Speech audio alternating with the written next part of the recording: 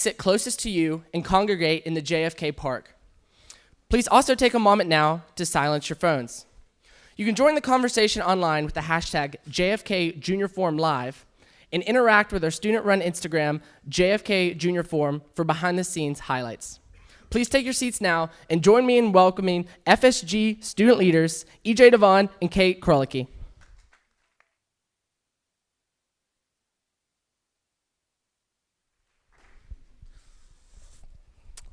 Good evening.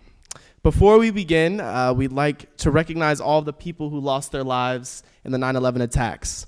We ask you to join us in a moment of silence.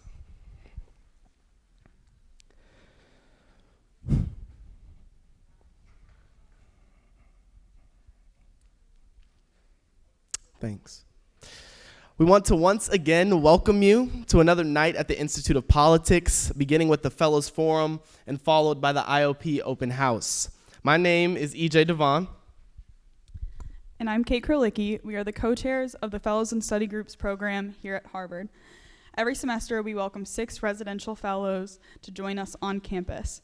They are involved in multiple extracurriculars on campus, and they host a weekly study group every week. And these study groups are to help students engage in political discourse with practitioners with different backgrounds. Each fellow is paired with 6 student liaisons. We encourage you to apply. The applications are due tomorrow night. Now, the FSG program is an opportunity you definitely do not want to miss out on. But now that we've told you a little bit about the program, we want to tell you a little bit about us. I'm a white and Native American girl from Lake Tahoe, Nevada. I am a black boy from Compton, California. I am a genuine Republican. I am a true Democrat. I am an Air Force ROTC cadet. And I must say, I love theater and musicals. As you can see, Kate and I are undoubtedly different, yet we are sincerely united. When I think of Kate and I's union, I'm reminded of Jesse Jackson's Rainbow Coalition, of George W. Bush's call for a more hopeful America. We together are a manifestation of the multiplicity that rests at the core of our nation. Accordingly, we've aspired to create the Fellows Program as a microcosm for our multiplicitous America. Now, before you today, there's going to be fellows of different races, different ethnicities, different sexualities, different expertise, and 2 different political proclivity. But they're all here, united as one, to inspire the students, the leaders of tomorrow.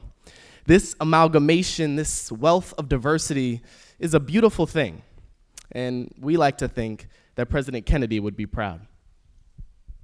I'm Kate. And I'm EJ. We are different. But we have committed to lead as one. So for the next few months of our term, please continue to call us KJ.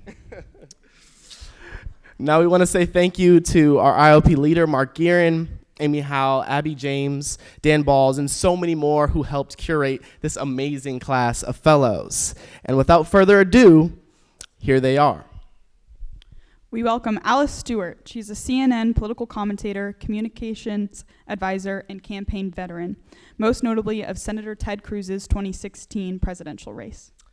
2, we welcome Latasha Brown. She is the founder of Black Voters Matter Fund, an award-winning organizer, philanthropic consultant, political strategist, and jazz singer with over 20 years of experience working in nonprofit and the philanthropy sector.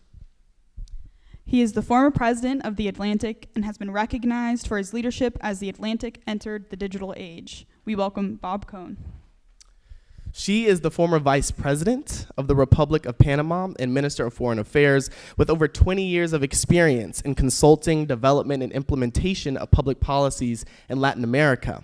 We welcome Vice President Isabel de Saint-Malo de Alvarado. He served as United States Senator from Arizona from 2013 to 2019. A Republican, he too served in the United States House of Representatives from 2001 to 2003. We welcome the Honorable Jeff Flake. And finally, we welcome Disha Dyer. She is a speaker, community leader, and organizer, creative event strategy consultant, and most notably known as the former Obama administration's social secretary. Now, we like to think of this fellows class as a sort of mosaic a combination of diverse elements coming together to form a strong, coherent whole. Tonight's forum will be moderated by Mark Gearan, Director of the Institute of Politics and Interim Winthrop Faculty Dean. And now I ask you to join me in welcoming our fall resident fellows, class of 2019. Thank you.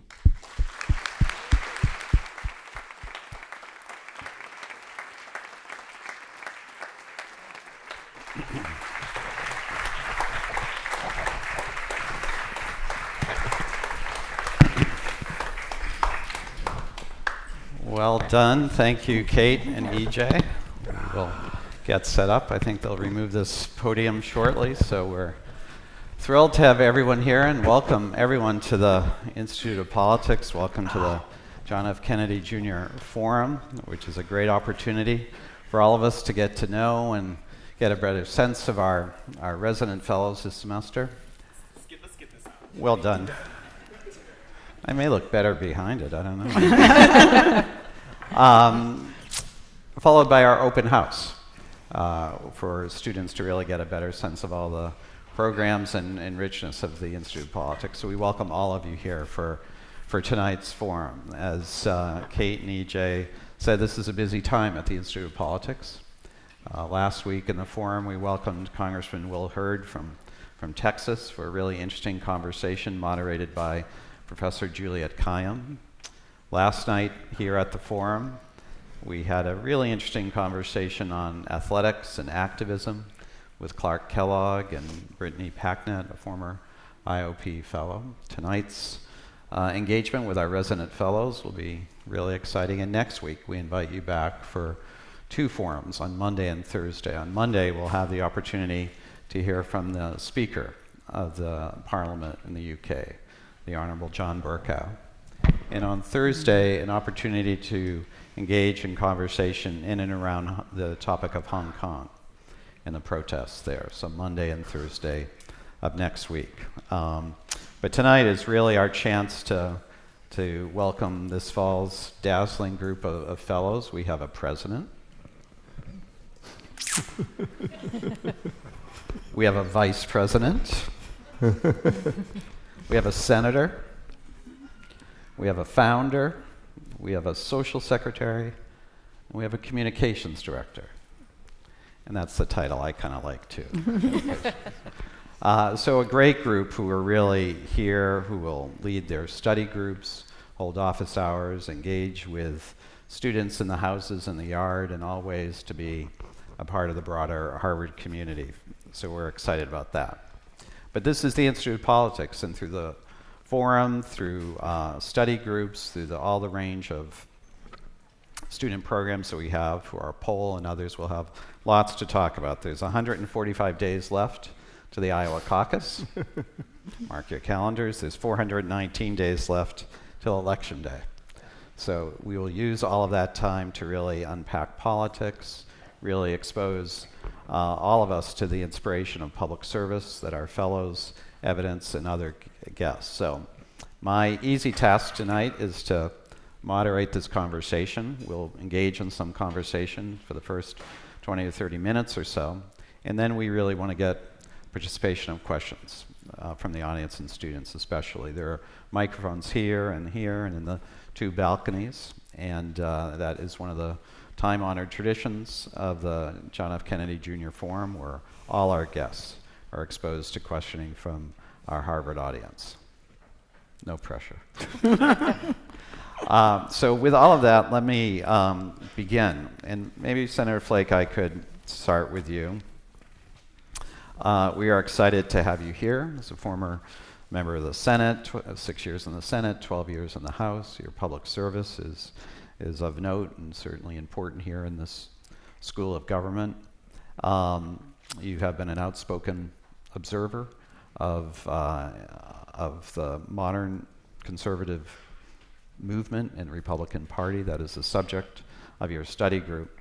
But you've also, in the spirit of getting to know our fellows better, led expeditions to remote islands by yourself. And in one case with another United States senator to speak to bipartisan. So tell us why you go to a remote island with no food or water or drinking, and how does this better explain us to understand Jeff Flake? If you served in the U.S. Senate, that would look good to you too. I suppose this started early. I grew up on a dry, dusty ranch in Snowflake, Arizona, and I dreamed of water, anything other than the dry, dusty ranch and milking a cow every morning. But I love to read adventure stories, especially sailing adventures gone bad. That was my favorite genre. And I always wondered, if I were marooned on a deserted island, could I survive? And with minimal tools. And my wife got so tired of hearing me, talk about this. After about 20 years of marriage, she said, if this is your midlife crisis, would you get it over with? Maroon yourself already. So 10 years ago, this summer, I did. I found an island on Google Earth and found out how to get there and how to get permission to stay on it, and flew there in the Marshall Islands, halfway between Hawaii and Australia, and was alone for 7 days, 7 nights, with just a spear and a mask and a magnifying glass to start fires and a machete, and that was about it. And I survived. It was a wonderful, wonderful time. And so later on, I took my 2 kids back after the Senate race, and then I got to the Senate and was pretty, disgusted with the partisanship that was happening there, and I was elected at the same time as Martin Heinrich, a Democrat from New Mexico, and he and I cooked up this plan that we would go back to that island, the 2 of us, a Republican and a Democrat senator, and prove that Republicans and Democrats could get along. And so we did so, and Discovery Channel came along. Nobody else knew, not one of our colleagues in the Senate knew we were going. And they did. They came and filmed the adventure. A week, all we had was a machete between us, nothing else, nothing to start a fire. We ate raw fish. It was a tough time, but we made it. We got back and went around town talking about this experience. Stephen Colbert memorably ran a clip of us trying to spear fish or survive, and he said, Jeff Flake and Martin Heinrich proved once and for all Republicans and Democrats can get along if death is the only option. So I suppose that's why I do it, just to prove that point. Well, Harvard will be much easier for this semester while you're in residence. Thank you. We will get back to your study group, but let me bring Latasha into this conversation. You founded Black Voters Matter, and your study group is an interesting title. It's We the People, forming an inclusive, just, and more perfect union through organizing. I actually co-founded the organization with my colleague for over 25 years, Cliff Albright. I'm a native of Selma, Alabama, and part of, it was 25 years of doing this work in the Deep South that actually kind of set the foundation for us to start Black Voters Matter in 2017. So I've run for office, I've worked on over 48 campaigns, I've done everything from constable, I know, you don't know what that is, right? Neither do I, right? All the way up to presidential elections, and done a lot of international work as well, and also worked in philanthropy. So I always tell folks I've organized people, organized money, organized message.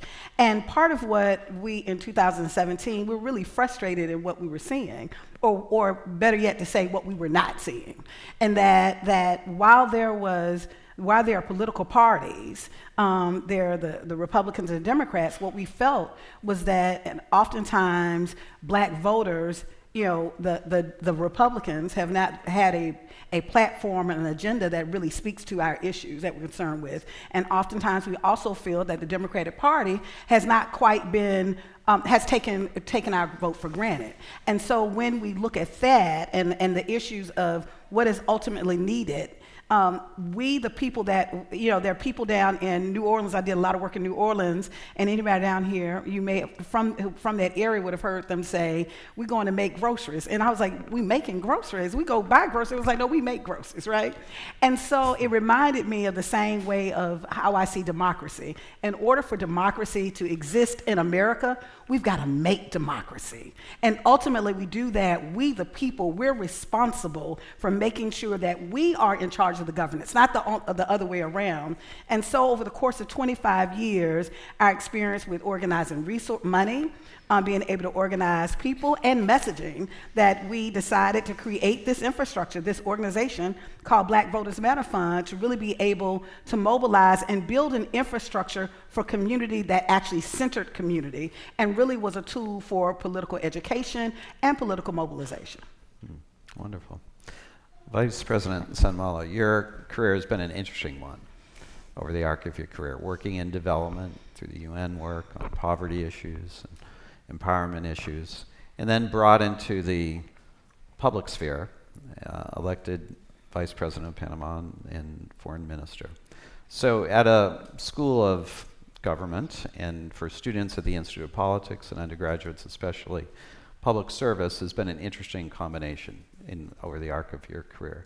Could you perhaps reflect on that journey from public servant in many ways to what you've described as an unexpected entry into the realm of elected politics? Well, a journey not expected on my part, and I have seen as we've arrived in this campus that many students want to kind of find out how is it that you transit from being a student to so many other things. In my case, at least, I would have never imagined that I would be in politics. If you had asked me 10 years ago if I would ever run for office, I would have said definitely no, so never say never. We need to learn that. I guess once you work on public policy, which is what I've done throughout my career, and the opportunity and the honor, because I find it an honor to be able to serve your country from that perspective. It's a transition that you just can't say no to.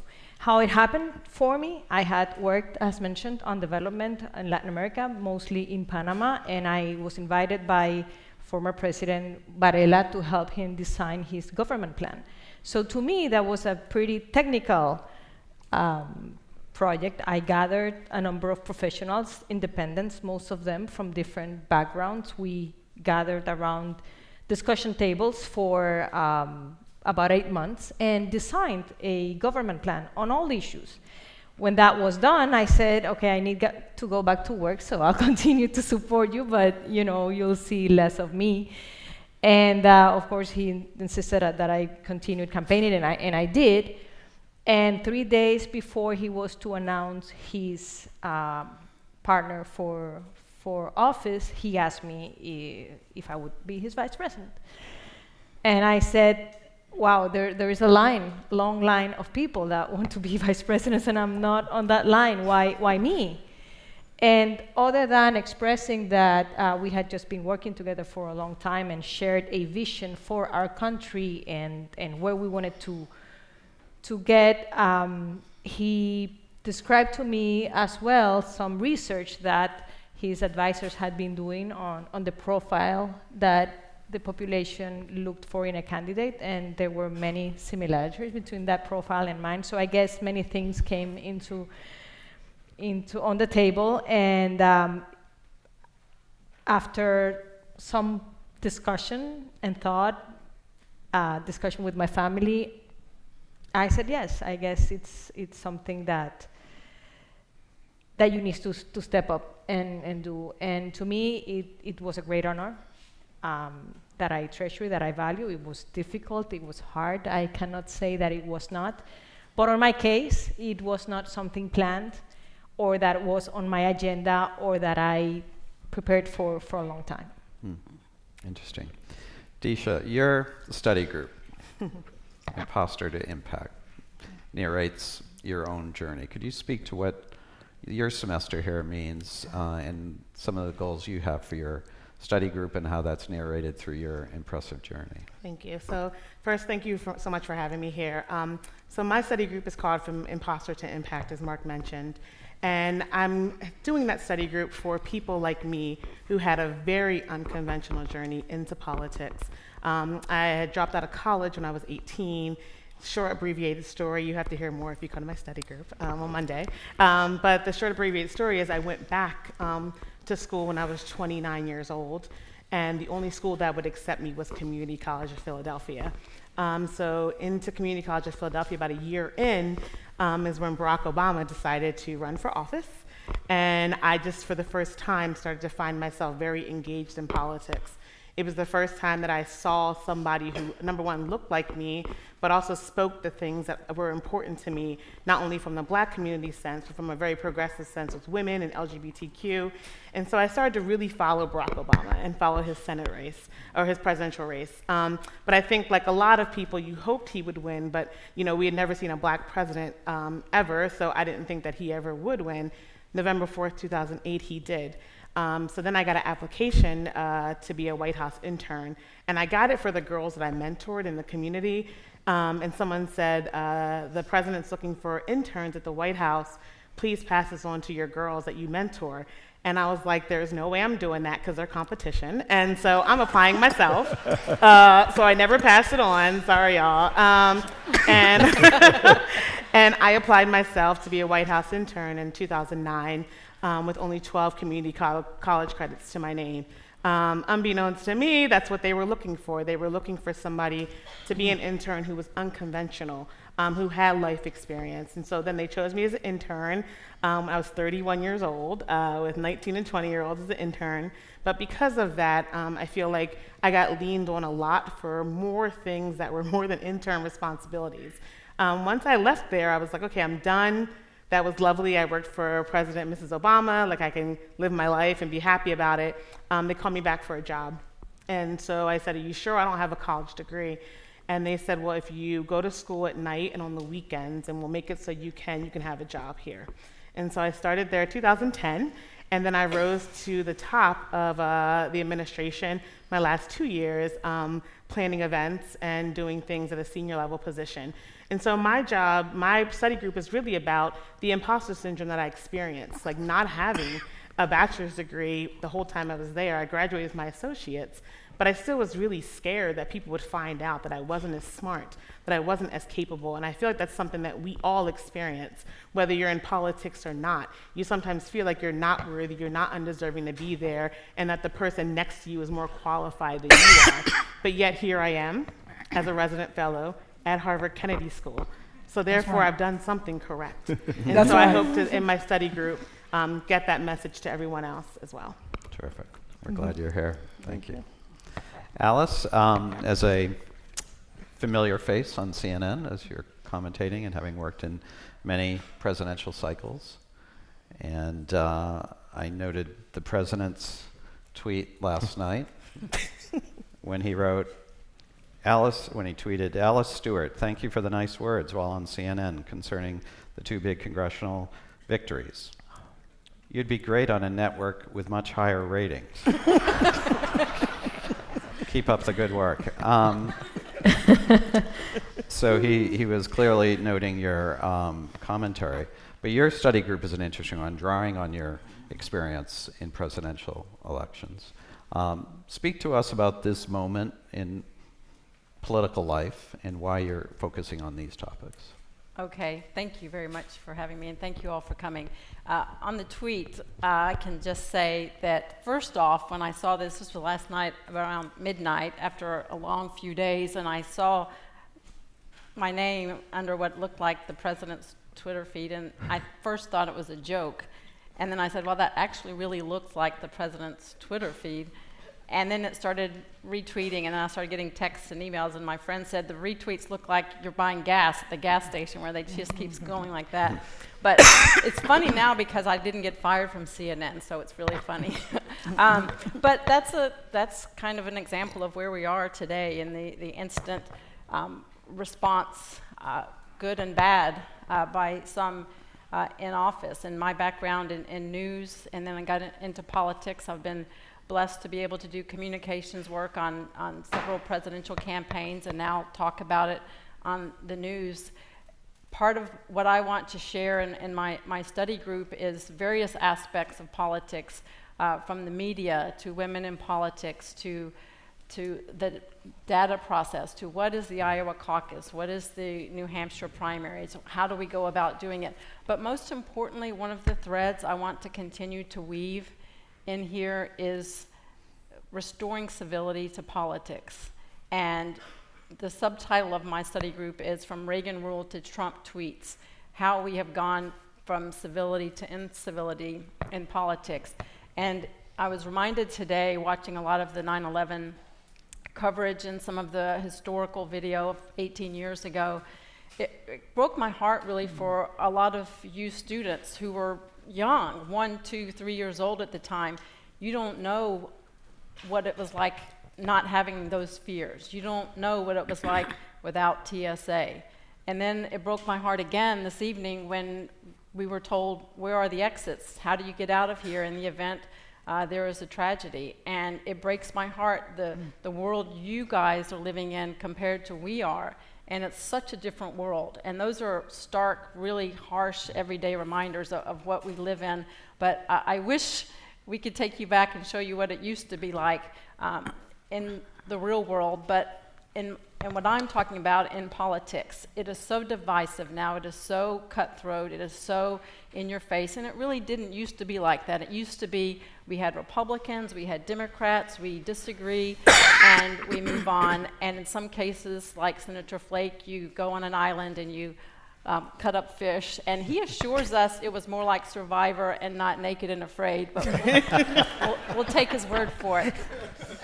But it used to really be much more civil. And I'm reminded myself of Reagan's 80-20 rule.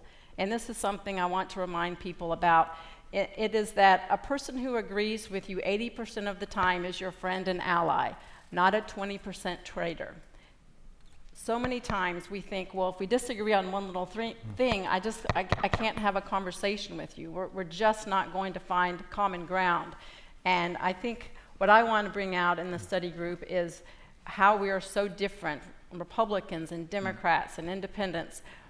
But at the end of the day, we're all Americans, or we all have some source of common ground, and let's have respectful conversations, because that's really how we get things done. And it's such an exciting time in the presidential cycle to be able to have these conversations, and it's certainly going to only get more exciting as we get closer to next year. Great.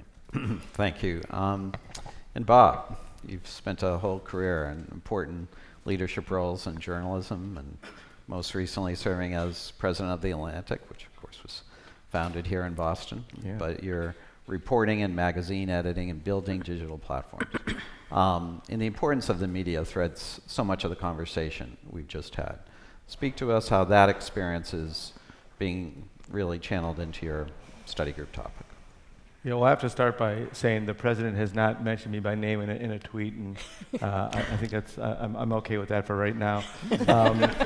I've had a varied career in journalism, and it's given me a chance to see a lot of different facets. I was a reporter covering Washington. I was a magazine editor. I ran a digital newsroom, and then I had the chance to serve as president of The Atlantic. And during that time, during those 3 decades or so, the journalism business just changed profoundly.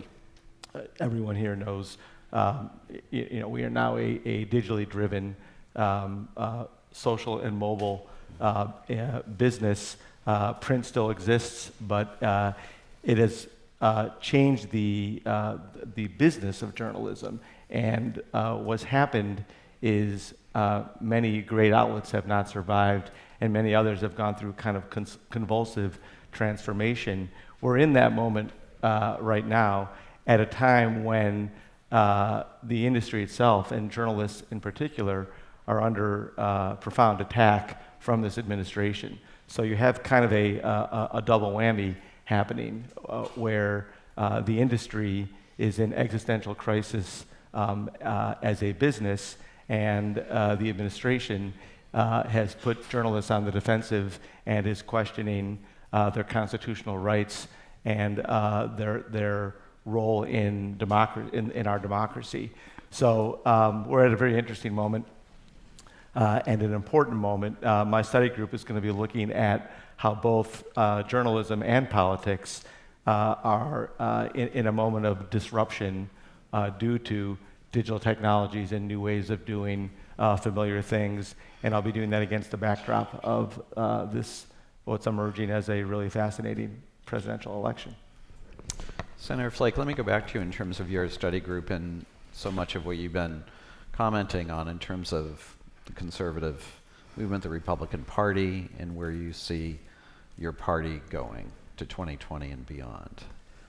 Well, I'm concerned that the conservatism that has animated the Republican Party for generations, limited government, economic freedom, free trade, strong American leadership around the globe, that really, if you tick off each of those items, it's tough to describe the version of conservatism, I guess, that we see right now from the administration.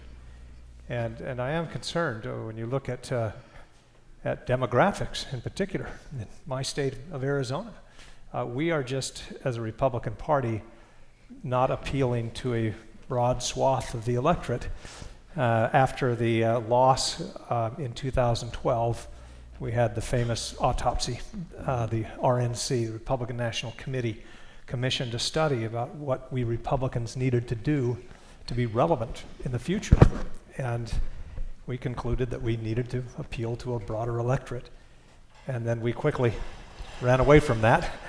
And we're now basically trying to win elections by drilling down harder on the base and are making it more difficult for some people to get out there and vote. And that's not a recipe for success in the future, and it's not good policy. So I am concerned about where we go, where conservatism goes, and it will survive, traditional conservatism, but what will be its vessel in the future? Will it be the Republican Party? I'm not sure. And I think the next couple of years will be very informative in that regard. And we'll be talking about that in the class. And Vice President Saint-Malo, you talked about your own public service, but let's go back to your own study group in terms of the development work that you want to be engaging with students on, and perhaps you could speak to that. Well, I will try to engage on showing how much a global development agenda, a regional agenda, and a national agenda interact. I believe that more and more in a very globalized world where there is constant interaction not only amongst countries but amongst peoples and businesses and everything, public authorities are constantly pushed in certain directions by agendas that are outside of our borders. And those agendas matter and need to be taken into consideration. And at the end, decisions are based on a country's own interest, other countries' interest and how that affects ours, and national priorities in general. How those interact and how those shape an agenda is what I will try to cover, and I will be referring to the Global Development Agenda as we know it, the Sustainable Development Goals, and two issues that have been very close to my work, gender and migration, and also regional politics, and mostly how Latin America is dealing with China right now with an increasing presence in the region, how Latin America is leading with the United States, our historical traditional partner in many ways. And I will also reflect on issues of my own country, Panama, how the canal has shaped our history, how it has shaped our economy. I will reflect on my personal experience as well and transition to public life. And more than that, I want to take this time to tell you that I'm really looking forward to engaging with the students, that I am really looking forward to learning from you, and I hope that this semester here gives me an opportunity to be there for discussions that you might want to have, to learn from you, to just talk about local politics or global politics, and you will find me there. and I hope to be able to interact with you as most as possible. Terrific. Well, I want to make sure we have maximum time, so I will say we're going to be getting to questions from the audience, and you can certainly line up behind the microphones. But in advance of that, one last question to a couple of you. One of the things that Vice President Biden is saying on the campaign trail is that with the election, in his case of him as president with the party, that it can go back to normal. That's somewhat of the threat of his, that the country has changed, the party has changed, the presidency has changed. But if we go in a different direction, if the president is not reelected, then we can go back to this. Anyone is open to this, perhaps? Senator Flake, we could start with you, or Latasha. Yeah, anyone could. I've found it refreshing for somebody to be saying that there was a time when Republicans and Democrats worked together, and we can do that again. And we hear a very different message coming from the White House today. It's all those guys are this, and we're here. And so I think it's not only desirable, it's necessary. I mean, there are some huge issues that we have to tackle over the next several years. Our deficit situation, climate change, you name it, that are going to require the parties to work together. There's no other way. And so I find it refreshing and necessary, and I hope that whether it's Vice President Biden or somebody else, I hope they carry that message forward. Latasha? We who believe in freedom cannot rest, cannot rest. Whoa, we who believe in freedom cannot rest until it comes.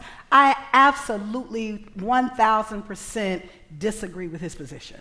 I think the goal I think the goal is never to go backwards. It's actually to go forward.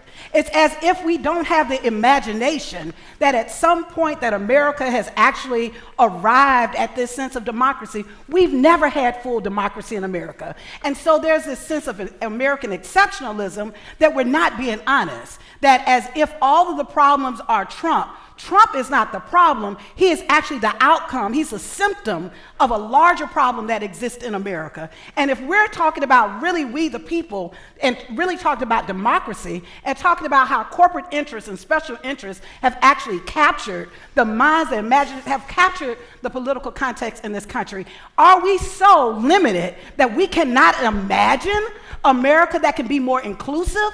Are we so not creative that we cannot come up with systems that actually support and advance democracy? So I do think, especially to see it here in Boston, where I love I heard once upon a time, somebody had a little tea party here, right? And they said, we're not going to pay for those doggone taxes. We're going to throw this tea in, and we're going to create and imagine something different. And so I think we're at this moment that the goal isn't to retreat in fear and let's go back to a place of safety, because what was safe for some has not been safe for many. And I think we've got to be honest and recognize and acknowledge that, right? That access to democracy in this country has not been realized. And the idealism of an America that is inclusive and that all men and women are created and non-conforming, non-binary, non-conforming citizens in this country are created equal. We've not seen that yet. So until we get to that point, I think it's a lot of work we've got to do. And so that's why you should come to my study group.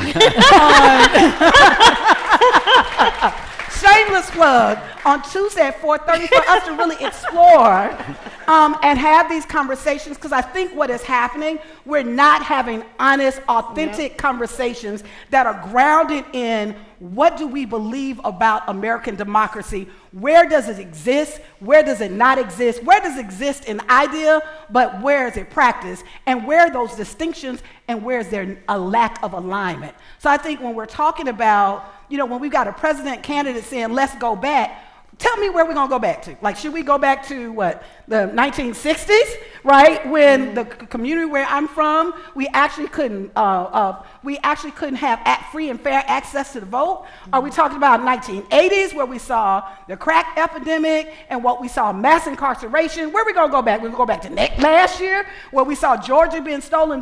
The point is, if you are really a pioneer, and I think we've got to be pioneers, right? And particularly you students, that ultimately your goal isn't to go backwards, it's to move us forward, to push our thinking, to push this country forward, and so that we do have a new imagination in terms of how we're going forward. I think it's important. First of all, that was the most beautiful disagreement I've ever seen. So, and I'm sure there'll be much more of that singing in your study group, which will be great. In terms of the civil discourse moving forward, it's really important to keep in mind, this goes for both sides. You remember part of my study group is about the Reagan rule, thou shalt not speak ill will of another Republican. The same goes for Democrats. We had not too long ago President Obama encouraging the Democratic candidates for president, do not engage in a circular firing squad. However, that's what they're doing, but that's part of the primary process. They're supposed to be fierce, they're supposed to show contrast, they're supposed to show how they differ and show who is the strongest, but that is really part of it. You can show where you disagree, where you have disparities, but ultimately, to get anything done, to move that ball down the field, to work on health care, to work on immigration, to work on this Green New Deal, you have to come out of the corners and have to have this conversation. Looking back, the best memory I have of a president who actually really sought to bring people together, in my mind, was President Clinton. We had Newt Gingrich and Tip O'Neill who really got together and they hashed out the differences. But until both sides realize it can't be your way or the highway or my way or the highway, both sides have to come together. We have to put aside this mean tweets. We have to put aside the really disparaging language that we have in order for Washington to get things done. And unfortunately, in order to move forward, we do have to look at the mistakes we've learned in the past so we can make progress in the future. We will catch up with our other resident fellows, but I do want to get out to the audience with questions, and we can begin right there. Is it on? Cool. Yes. I'm Spencer. I'm a freshman at the college, and I kind of want to get into facts and how those are presented now, especially in a digital age where if someone posts a misleading headline or says something false, it can spread out to everyone before it gets corrected, and the correction may never really be seen. And also, not just in terms of journalists, but in terms of politicians, and then there kind of being a, I guess, binary choice in what's the truth. So, like Ms. Brown was talking about, like, where are we going to go back to, but like, aren't there elements of the past that we should like salvage and other stuff that we should get rid of and go forwards on? Or when we talk about climate change, is it the Green New Deal or nothing else? Like, why isn't there like elements that we can pick apart, or elements that someone said that are truth, and elements that someone else said that are not truth? I mean, it kind of runs through like mill, but then where? But I'm not seeing that when. Yeah, sorry. Yeah, that's good. Did you finish? I'm sorry. Oh, I guess so. No, I'm sort of with you. I was just agreeing with you. How are we to have a place where we know what the truth is, or at least where we can say this is the range that like of things that are possible, versus just saying it's only two options. That's right. Yeah. Bob. Yeah. That has you all over it. Right. Well, Explain let me the speak media. of facts as it relates to journalism before we talk about the proliferation of so-called facts across social media. And I want to not over-romanticize the past. When an error was made in the print environment, and they were made, the typical way to correct it would be in the newspaper 3 days later, or in the magazine a month later. And the notion that correction would ever be actually attached to the error was romantic. It was fanciful. In the digital age, when an error is made, it can be corrected in real time and attached directly to the story, so we're not propagating that story without the clarification or the correction made. So I think that in some ways, and on the other hand, digital journalism is more conducive to errors being made because it's often practiced in haste and without adequate editing at some places. So you're more likely to see an error in many ways because of the very fact that it's so easy to correct. So it's self-perpetuating. But I do think that, and there are best practices emerging for how to correct, especially if you're a verified Twitter user and you have a big following. There are best practices emerging for how to correct a tweet and when to take down a tweet as opposed to try to correct it and leave it and the tail of the tweet. So listen, I think it would be better if journalists never made mistakes. But I do think that there are emerging practices in the digital space that can be superior to what happened in print. Great, thank you. Good question, thank you. We'll go right up here to the first balcony. My name is Victor. I am a first-year student here at the college, and this is still unfathomable to me to see all of you here, but thank you so much for being here. My pregunta is predominantly for the Señora Vicepresidente de Panama.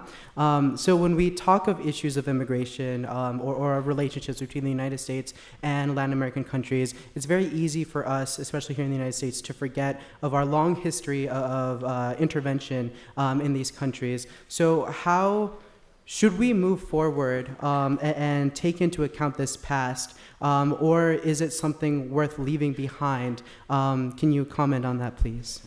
Thank you for your question and welcome. It's great to have a fellow Central American around. I think that Salvador. El Salvador. Yeah.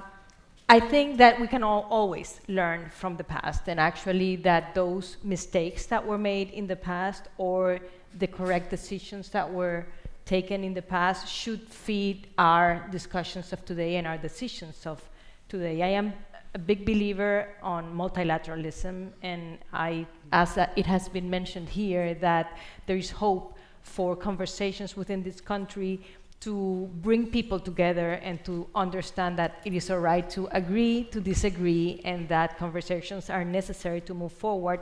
It is the same way in terms of the world and foreign policy. And I don't believe that on issues that affect humanity and that affect friends, and countries are partners and are friends and have things to learn from each other, I think that decisions need to be discussed. We need to listen. What are your concerns? What are my concerns? They're both valid. And as there are international covenants that govern migration at the United Nations with the participation of 100 and X number of countries, those are part of the framework as well. And I worry when those are just ignored or not taken into consideration, because the world has advanced in many, many ways on development issues because there has been agreement. And because we have sat around the table and talked about education, there has been improvement. And because we have collaborated in terms of health and how to contain diseases, there has been advances. And I am concerned that the dialogue on many issues has broken, and that has had, I believe, negative effects not only for Latin America, the neighboring countries to this country, but I believe to this country as well. The migration issue is never an easy one. There is no easy response, but we are human beings.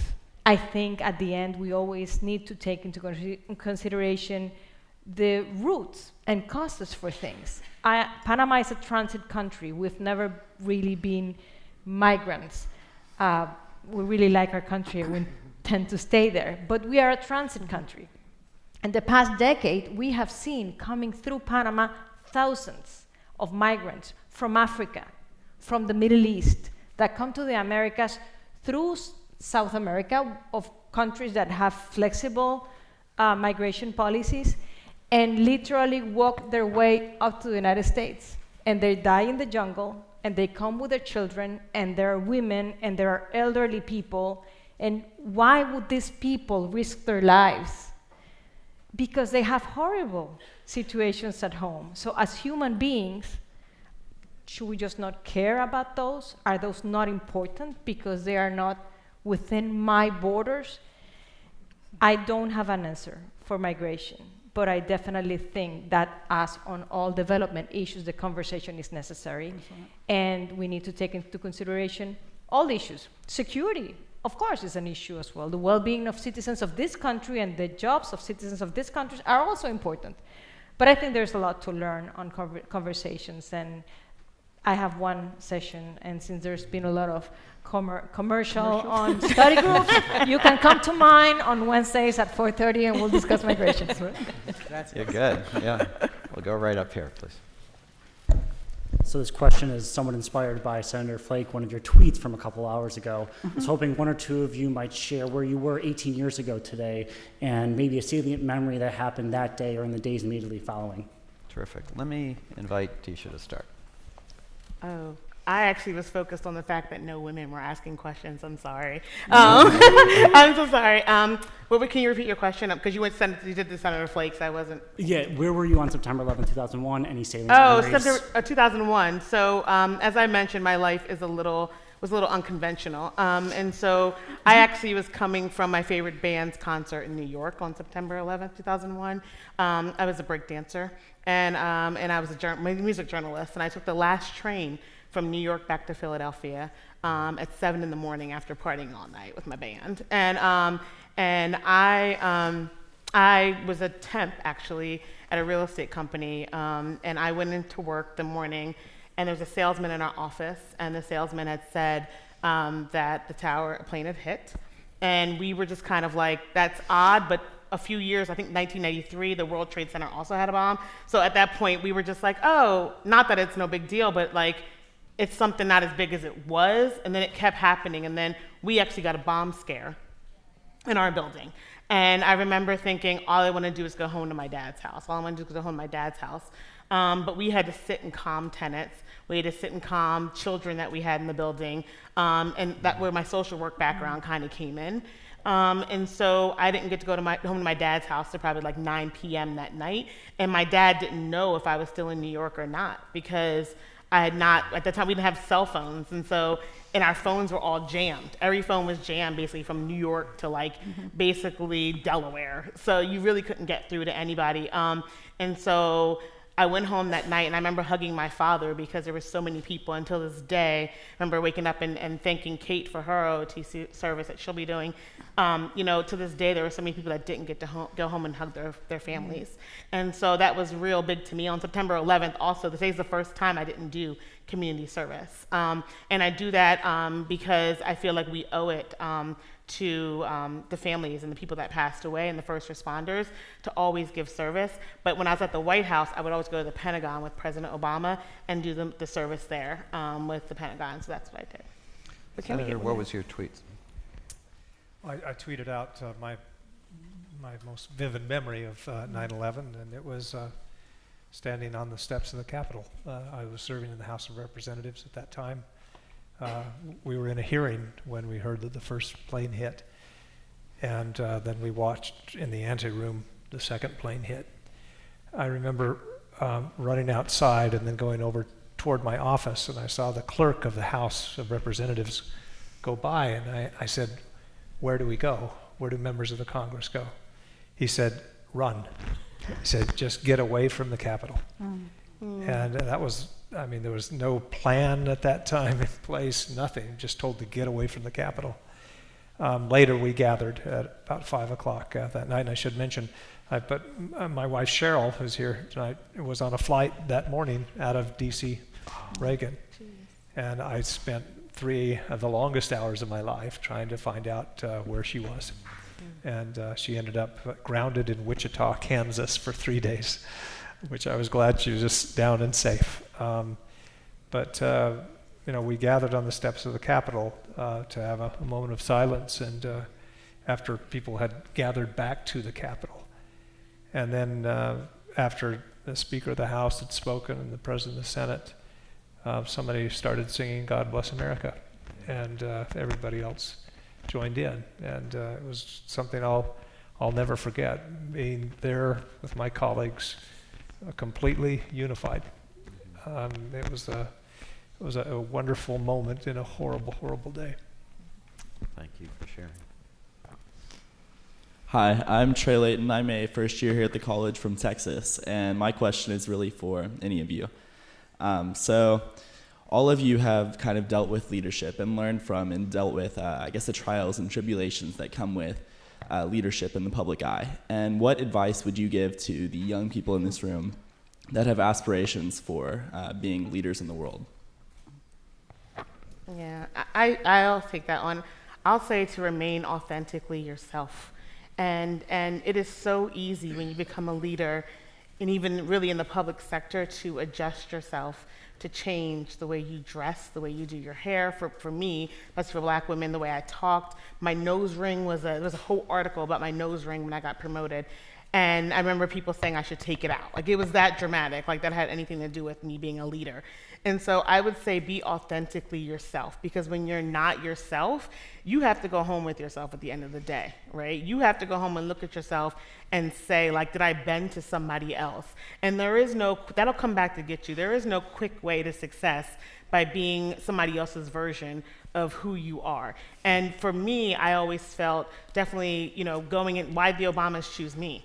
The last job that I had was one of the most coveted jobs in America. Like, it was legit, like they used to say it was white ladies with white pearls, right? So the Washington Post did an article like, who is this woman? Like, we don't know who she is, like, who's her family? And I was like, well, if you really want to know, well, it's a story, but I feel like regardless, I stayed true to who I was. And part of it was because, for me, I didn't know how to do anything else. And that's what got me there. Being a breakdancer, being a person who loved community, that's what got me to be a senior position at the White House, right? And I feel like, that's what I would say. And it's really hard, but give yourself the grace also to change. You're not going to be the same person at 18 that you're going to be at 30. And that's okay. That's completely okay, because you're supposed to change. So when I went to the White House, people would say, you're not the same. I'm like, well, I hope I'm not. I hope I'm better, right? I hope that I have more to offer you than what I did before. And so I feel like that's something that you just have to remember, and it's hard. And it's not easy when people say, be yourself. Like, well, who am I? I'm still figuring that out myself. So I would say just get in touch with who you are and keep people around you who are your people. Like Washington, everybody wanted to come to see the president. So I had new friends all the time who stopped talking to me January 22nd, right? But like, I had new friends nonstop. But I was like, you are not my people. Like, I don't know who you are. You are not coming to the final party. Because, for me, it was fine. But I feel like know who your people are, so when you feel like you have a moment that you just feel like you're going all over the place, you're running rampant, you're under fire, you're in the press, that you can go to your people, whether it's your family, your friends, and say, like, I need you just to sit around me and just for us to just be together. And I think that's really, really important. Well said. We'll go right up here. Oh, yay, woman. Hi, I'm Lyle. I'm a junior at the college, and my question's for Ms. Stewart. You've worked on numerous political campaigns, presidential campaigns, and communications. So I was, including in the last 2016 election, where there was many candidates vying for one party's nomination, and kind of similarly, this election, we have many candidates vying for one party's nomination. So I'm wondering if you see the role of communications in a presidential campaign changing at all in this election cycle, and if so, how? Great question, Lila. Thank you for asking. It will change somewhat given the advent of social media. I can share my experience on the most recent campaign with Ted Cruz. My role as communications director was to drive the message, whether it was daily, weekly, or monthly. And that meant every day I would work today on the message we would send out tomorrow. I would work on talking points, get some facts together. Each morning we would have a call with the communications and senior advisors. I would share, here's our message today, given we were in Iowa or New Hampshire, we were talking about ethanol or a Second Amendment, and we would drive that message for the day. Then I would have a call with Senator Cruz and say, this is what we're talking about. You're going to a farm, and we're going to talk about ethanol and agriculture, and this is what we're going to drive today and move full speed ahead. And that was a huge focus every single day until about 8 o'clock when 8 a.m. when Donald Trump would tweet something that Ted Cruz's father killed JFK, and we kind of got off message. So the point with communications is to plan your work and work your plan, but also be ready to adapt and improvise, because you really do need to have a strategy on how you're going to move the ball down the field and really work to execute that, relay the information with your team and your quarterback and your center and your kicker, and work hard every day to move that, whether it's in live situations, gaggles, on social media, in television interviews, print interviews, get your message out that way.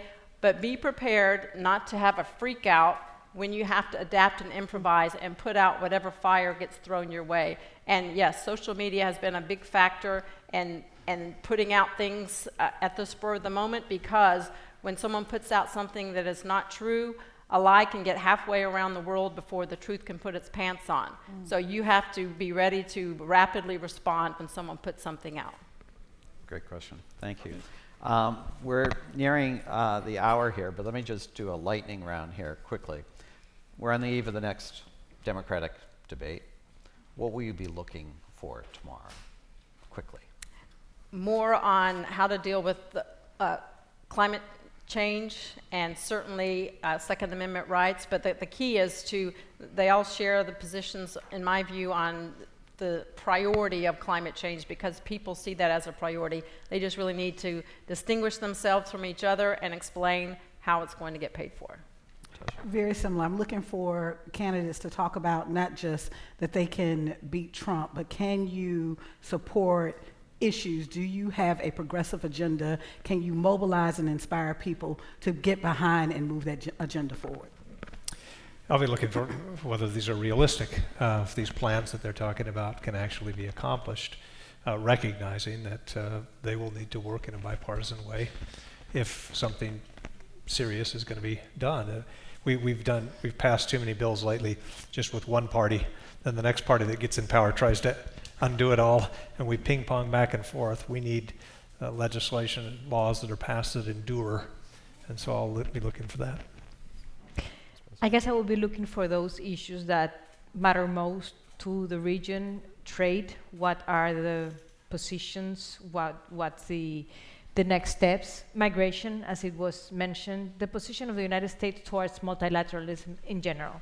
Climate change, development, are we to collaborate with other countries, or is it going to be a foreign policy of looking within the borders? That's what I will be looking for.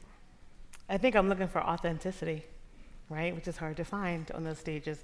Looking for people who have engaged the community, talked to the community, and they're not just reading talking points up there. They're not just regurgitating what it says on their website. You can see that they just memorized it. So I'm looking for authenticity on all issues. Looking for people who honestly have people in their campaigns who are on the ground talking to voters, talking to real people, even when it's hard. So I'm hoping that we hear something real come out of these debates and something authentic. Yeah, I'll be watching for Hail Marys by some of the second-tier candidates who need to disrupt the conversation and get back into it before it becomes too late for them. So wondering what some of those candidates will do to try to seize control, and at the same time watching for whether Warren and Sanders turn on each other, since they are in polling right behind Vice President Biden, and potentially splitting a vote that in its totality could beat him. Well, you can see why we're excited to have these resident fellows. This has been a rich conversation. To the Harvard College students now, we have a great open house for the Institute of Politics and the various programs. We thank you all very much for coming. For the questioners, thank you. For those who didn't get to ask a question, I'm sure you can cajole one of the fellows here. Join us next week for the two fellows that are before you. Thanks for joining us, and good night. Thank you. Thank you. Thank you.